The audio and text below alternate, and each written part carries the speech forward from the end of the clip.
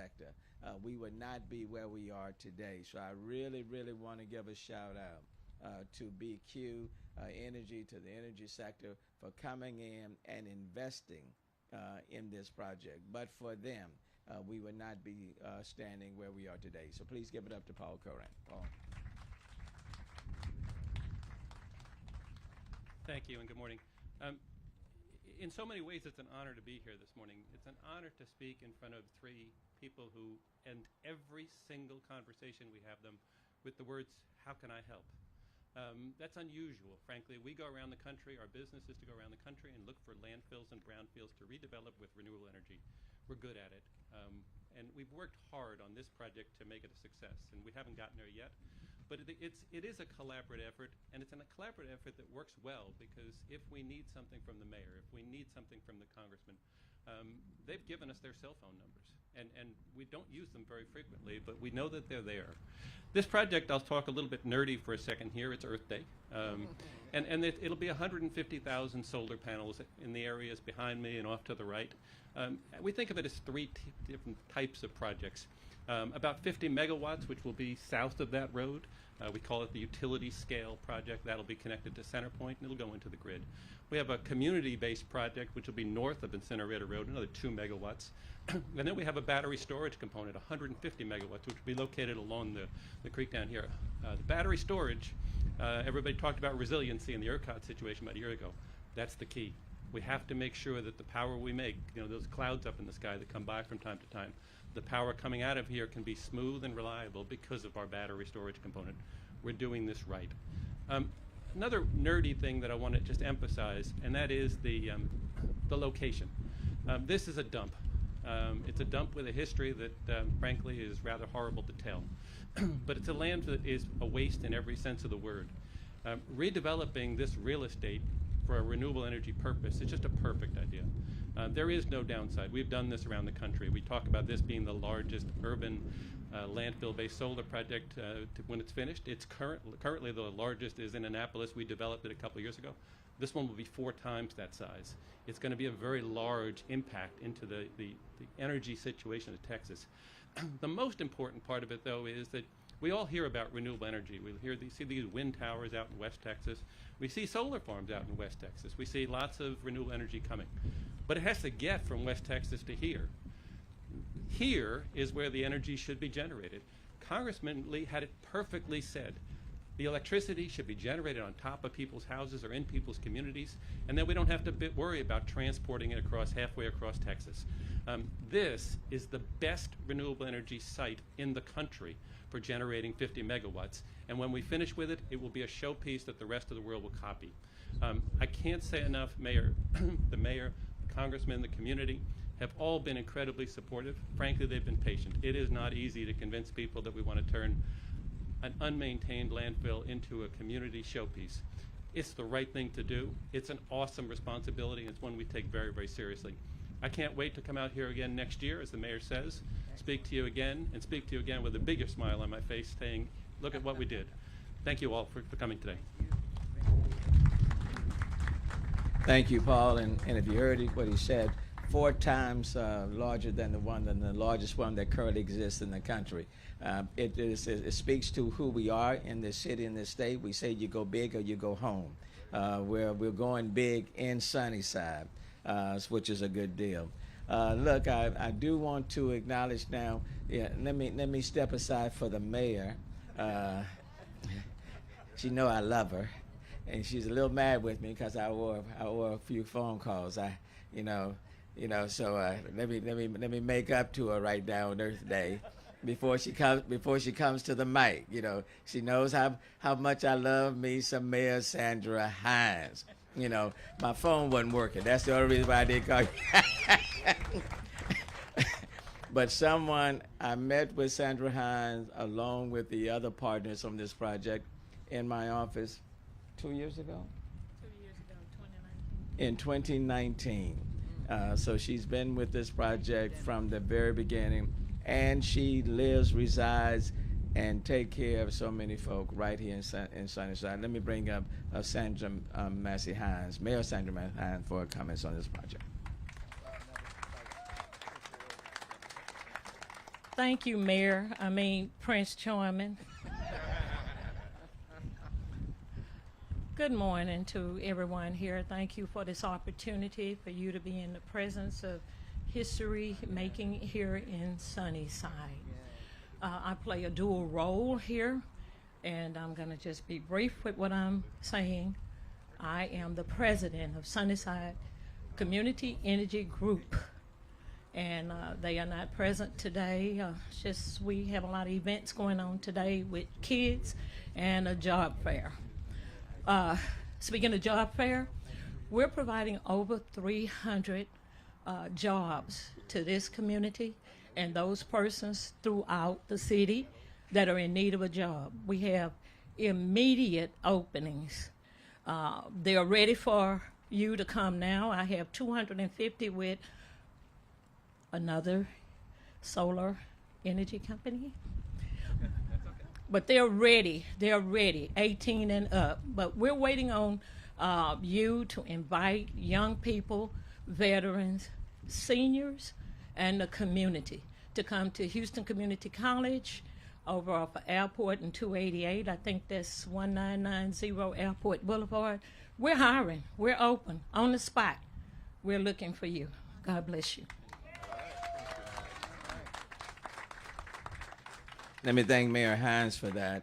And just yesterday, I was talking with Chancellor Maldonado from Houston Community College on their Resilience and Renewable program about working in collaboration with Houston Community College on workforce training. Congressman Green, it ties right in to the $750,000 that you are providing on workforce training and upskilling and reskilling. So all of this just aligns well. And so today we have with us Dr. Manashur from Siddiqui, president of the Houston Community College, the central president. President Siddiqui. Thank you, Mayor, and all the elected officials. Thanks for providing me this opportunity. We are an integral part of this green revolution in this community, Sunnyside. How we are doing this, let me give you a few examples. 3 weeks ago, we scheduled a community awareness symposium at our South Campus, where we invited 50, 60 community members, mostly women, and we educate them how to use solar energy and can avoid expensive electrical bills. So awareness is a continuous part of what we're doing, especially from Central South Campus and Central College and HCC overall. The other thing is we are offering classes, credit classes, continuing education classes, short term, because we want to make sure our people are ready for revolution in green energy, especially in solar. If you see current administration solar energy policy, there are 40%, 50% target until 2030 or to 2040, switching from traditional electricity to solar energy. So we have a lot of support from federal government. We have support from our mayor. We have support from our elected officials for green energy, saving our earth. And the third thing is we just want to make sure we minimize the inequity in energy justice scenario, right? We want to make sure people can benefit from this green revolution, especially people who were in disadvantage in the past. So these are the three things we are working on. Thanks for your participation. We have a wonderful career day at South Campus, not far from you. Please come and meet companies. We work very hard on this event. So we appreciate your participation. Thank you. Thank you, Mayor. Thank you, Mr. President. And look, and I would be remiss not to mention Laura Cottenham, who formerly led our Office of Sustainability, and she's now one of the officers over at Greentown Labs, Houston. So, Laura, thank you for your work. You kind of got us started on this, and so we've now come in full circle. As you can see, the whole team is here. So from the federal level to the state level, to the local level, to our academic institutions, to our residents and community leaders like Mayor Hines, all of the city department heads. But I really, really want to thank all of my directors and city employees and chief of staff for really working collaboratively to make this happen. And I can't underscore the importance of this project, especially on Earth Day. And then for Sunnyside, really for a community that's had to deal with landfill since 1930, okay, and for one to close and be like this for the last 50 plus years, it's really has been hurtful and has worked against the development of this community. But no more. Things are changing, and things are changing for the better. And then as I close, I do want to continue to thank Congressman Al Green for his leadership, for his tireless work in making it happen. You can talk about it, but if you don't have the money, the resources, you're just talking about it. And so I want to thank him for pushing forward. I want to thank Congresswoman Sheila Jackson Lee for her collaboration on other, and I know that there are other press conferences that are coming where she'll be making some similar announcements. So let me just thank her in advance for her leadership and her tireless effort. These are two individuals that really have carried the ball for the city of Houston, and I am very indebted to the two of them. These, we've gotten so many federal dollars, and so but for them, our city would be in bad shape. So let me thank them for their leadership. Having said that, we've said enough on Earth Day. Now go plant a tree. Okay, thank you so very much. Thank you. That we will. That we will. That we will. That we will. All right.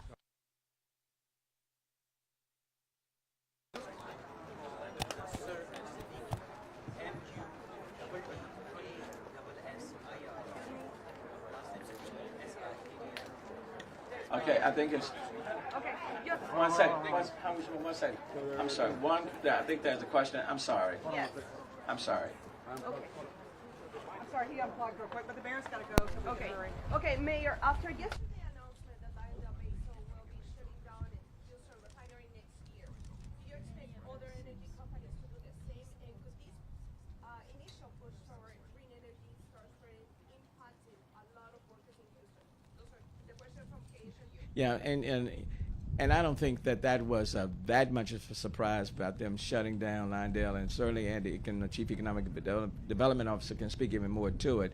They have been talking about having those conversations for a while. I think that's one of their oldest facilities. And as they indicated, it's not like they're leaving the city of Houston, but that's one of those older facilities. What we have been talking about in our climate action plan, working with our business community within the energy sector, we are the energy capital of the world, but we are also seeking to lead an energy transition. So there are a lot of things that will be taking place within the energy sector because Houston still wants to wear the crown of being the energy capital of the world. And I think what you're seeing now are more companies focusing on carbon capture, utilization, and storage, CCUS, and batteries. You're seeing a lot of companies that are now focusing on clean hydrogen, okay? As you can see now, solar. Texas leads #1 in wind capacity. We are #2 in solar capacity. So I think what you're just seeing is the evolution that's taking place within the energy sector. And many of those employees, those 500 employees, I don't think they'll have any problems finding another position within one of the energy companies. But it's so important to have options when it comes about energy. I think what you're seeing right now, even when you take a look at Ukraine and how and Europe, and how they are so captured by the fact that they're relying so heavily on Russia for their energy, and a lot of that energy is hydrocarbons. So it's good to have a strong portfolio where you are not just relying on just one energy source. In the city of Houston, for example, and even in this country, we're still using natural gas. I mean, we're using solar, we're using wind. Again, talking about CCUS, talking about hydrogen, some conversation even about nuclear. So it just puts you in a much better position to have a strong energy portfolio. And that's what Houston, I think, is the example of, and that's what we are promoting as a part of our energy transition plan. It just puts us in a much better position where you're not dependent on any one source or any one place for your power. Can we see this happening in the whole city? I think with respect to the city of Houston, we are leading the way. I mean, for example, on yesterday, Greentown Labs had their 1-year anniversary, and the focus has been on clean tech, climate tech, and establishing, the initial goal was to establish 50 2.0 clean energy companies. But they have exceeded that goal. They're now at 64. So we are moving forward in that space. We're talking about taking this landfill, turning that into the largest urban solar landfill in the country, enough power to power 5,000 to 10,000 homes. So we are seeing these examples. That's why this project is so significant, because really it's an example of what's taking place across the city of Houston. Okay, and if the congresspersons want to elaborate, I'm going to ask them to do so. And then if you excuse me, I've got to get to another place in a few minutes. So we're going to stop at the red lights for a second. Thank you, Mayor. Let me first acknowledge Mayor Hines. She really has been a partner from the genesis of this, as in terms of my engagement, and I appreciate very much what she's done and want to make sure that the world is aware of her efforts. With reference to your question, I will only add this. Diversity in energy is the watchword for the moment. We have to diversify. The finite sources of energy are just that, they're finite. But we have to recognize that there's some other sources that are renewable, and we've got to work to make sure that the renewables are part of the portfolio that the mayor mentioned. And I think Sunnyside now, as the epicenter of solar energy production in an urban area, is going to be a part of the avant-garde in the movement. Sunnyside is going to thrive and lead the way. Thank you very much. You can call me. You can call me.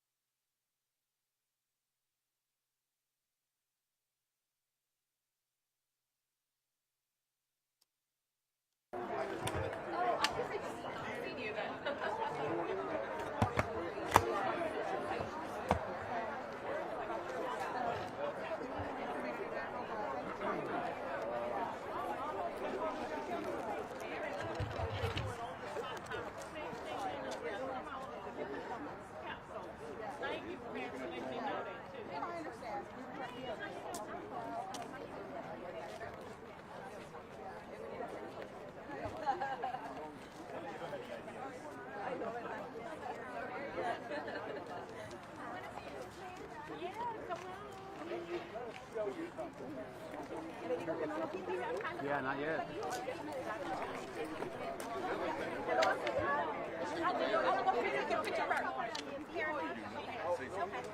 Hey, Carlos, thank you. Thank you, Debbie. Oh, sorry. No, you're fine.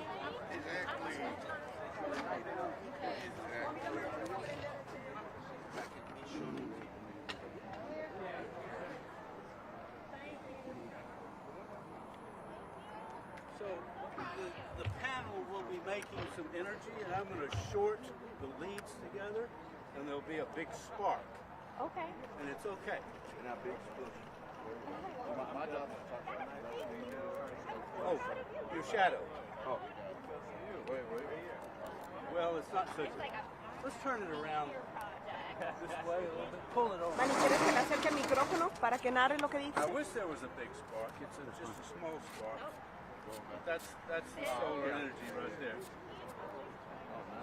Now your shadow is not on it, right? I see it. It's hard to maintain the spark, but you can sort of make one out, right?